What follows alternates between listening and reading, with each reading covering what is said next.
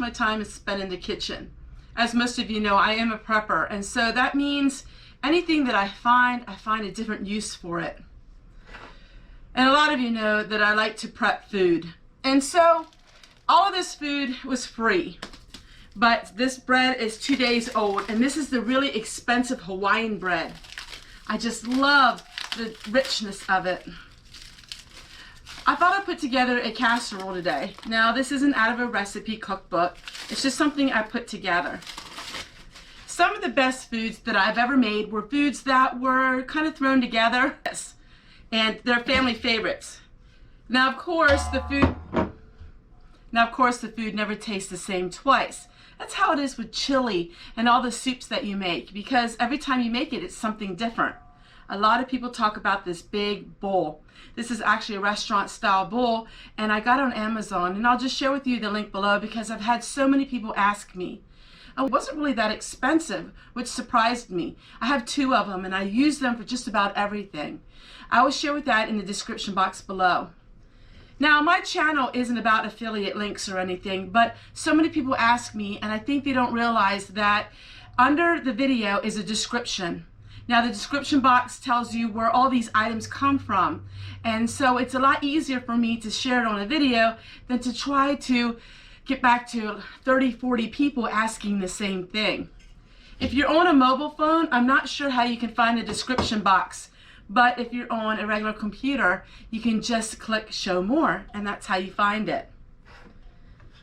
So what I have is some turkey, and here is all the bread, and here is some broccoli that I already steamed. So it's already cooked broccoli.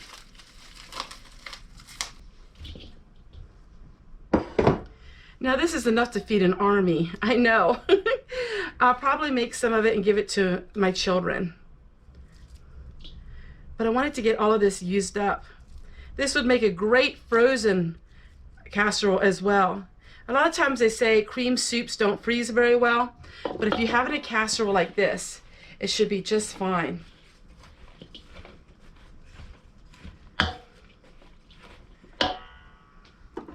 We're going to go ahead and add 2 cans of cream soup.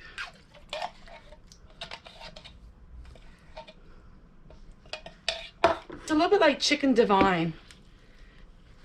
My grandma used to make chicken divine. What else I'm going to put in here is, I just have a little bag of shredded cheese. I'm just adding that to it because that's what I have left.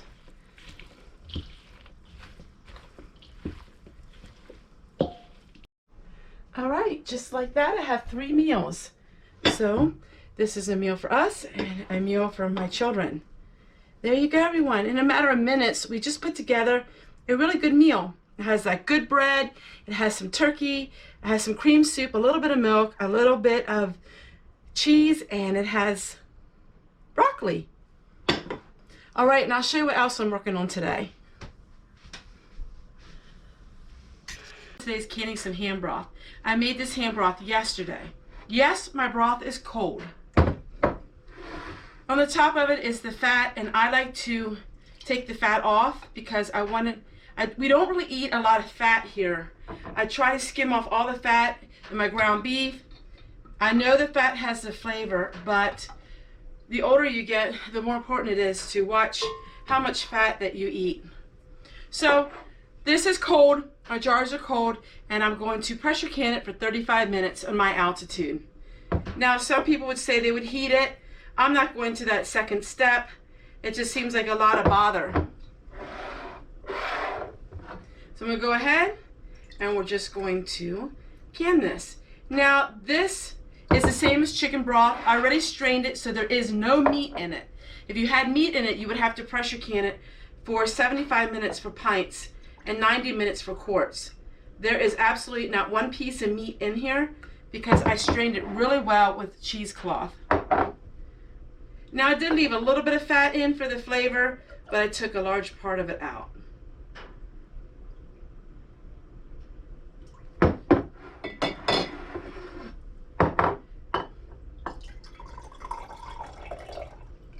I see I need a lot more jars.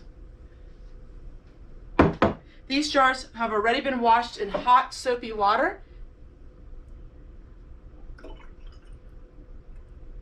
I have so much canned food, I really am not canning a whole lot these days, but when there's something that comes my way, I am going to can it to preserve it.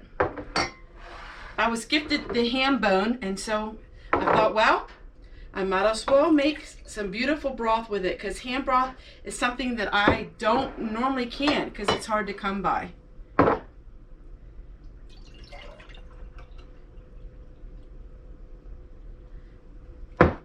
You don't need to debubble this because it is liquid, but we're going to wipe off the rims and then I'm just going to put it in the canner. This isn't a instructional video at all. So many times in my videos I share with you formal videos, teaching videos. Every once in a while you would just like an informal video, just things I'm working on in the day.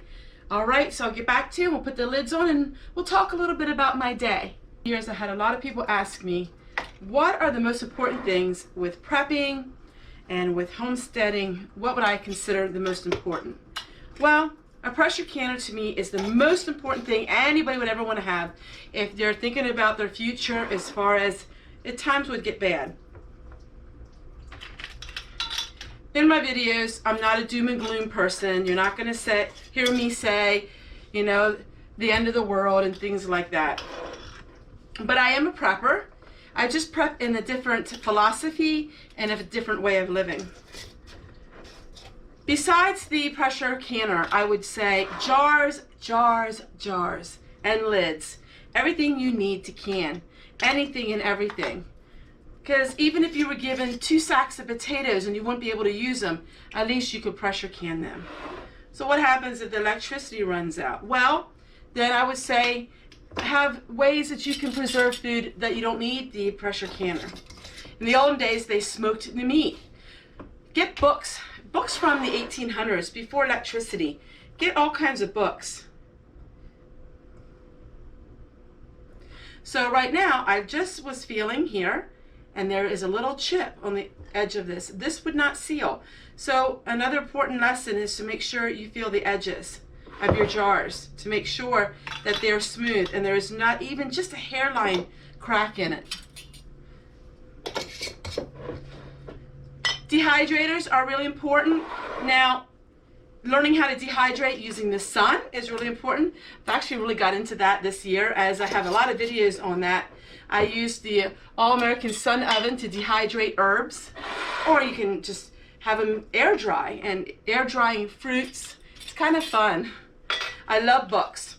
So a lot of people say, well, why would you get books in this day and age when everything's on the Kindle? Well, what happens if we don't have the internet? I know that seems really far-fetched to think a day in a life without the internet, but you just never know, and we're not going to get warnings if it happens. Learning lessons that your grandma or great-grandma taught. Very important, very vital. In the Depression era, a lot of people were affected by the Depression, people that lived in towns and cities. But the country folk, my ancestors, really weren't troubled with the Depression as much because they learned self-sufficiency. And so not all of them had huge farms. You know, the Victory Garden, that was a small plot of land on your own property and you turned it into a garden. All these things can really help you tremendously. I know not everybody can live in a place where you can have your own garden. I know not everybody physically can do that. But it's little things that almost everyone can do to make their life a little more pleasant in times would get hard. You know, when the virus hit, it took everybody by surprise, and everybody was shuffling around trying to figure out how they're going to live without toilet paper, how they're going to live without all these amenities. And to me, I found it really amusing because so many amenities I'm not living with today. I watched a YouTube video the other day where she said her Thanksgiving was ruined because her plumbing didn't work in her kitchen. And I just looked at it and I thought, wow, I've been living this way for 10 years. Every single day I had to live with that. And I clean and cook and do everything just like nothing was wrong. And it's just so interesting, the different aspects of people's lives. To her, it was a tragedy. To me, it was life. And I thought, well, you could do this, this, and this because I've done it all. I've done it for so many years. It's almost like second nature to me. And while some people really ridiculed that video, a lot of people said, you know what, Tessie, you just never know, because tomorrow it could happen to a lot of people, especially if you're living in the city and you have city water and sewer. I mean, what happens if the sewer and the water were turned off? How would you cope? What would you do? And so while a lot of people say, head out to the hills and run away, I really don't feel that way. I feel like there's a group of people that really should be where they're at and help others and teach others. And that's where I am today. And I just really enjoy spending my life and sharing with you all kinds of ways to live, even though sometimes things are broken and sometimes things don't work. Because I know one thing, that my videos are going to share with you a different perspective than what you're going to see every day. And opening up my heart and life to all of you and showing you the embarrassing points of my life and how I live. So many people came out and said, Tessie, I never told anybody, but I have to do that too. And it made me so happy, because it made me realize that, wow, because I'm being outspoken and I'm talking about an issue that many Americans have, so many people are coming to me and saying, you know what, I'm not quite so embarrassed anymore, because this is the way I live. All right, everybody, so I'm going to put these in the can, and I'm so glad you spent the morning with me, and I got to share with you just a quick meal and what I'm working on today. So I'm going to pop these into the pressure canner, and we're going to pressure can them for 35 minutes. And then I'm going to go on to working on my videos. Each video I make takes anywhere from 10 to 12 hours from the beginning to the end. So it's a process, and it's a full-time job. Many people say, well, Tessie, what do you do for a living? This is what I do for a living, and I get paid to do it. Just because it's not working out in the world doesn't mean that it's not hard work. It is, but I'm in my element and I enjoy it. Oh, I enjoy it immensely. All the years that I did these things and I enjoyed it, I never dreamed that I could actually make an income doing so. And not only do I make an income doing so, I'm actually sharing with the world my life, and everybody is so kind and everybody shares their life back with me. It's just a really neat and comforting feeling to turn on that camera and to upload my videos and to read all the comments that everybody has given me. Life is such a challenge, but we have to live it in the moment, you know? Live it to the best of our ability, no matter what that is what I always say. Take care, everyone, and we'll see you guys real soon. Bye, everybody. Mwah! Bye.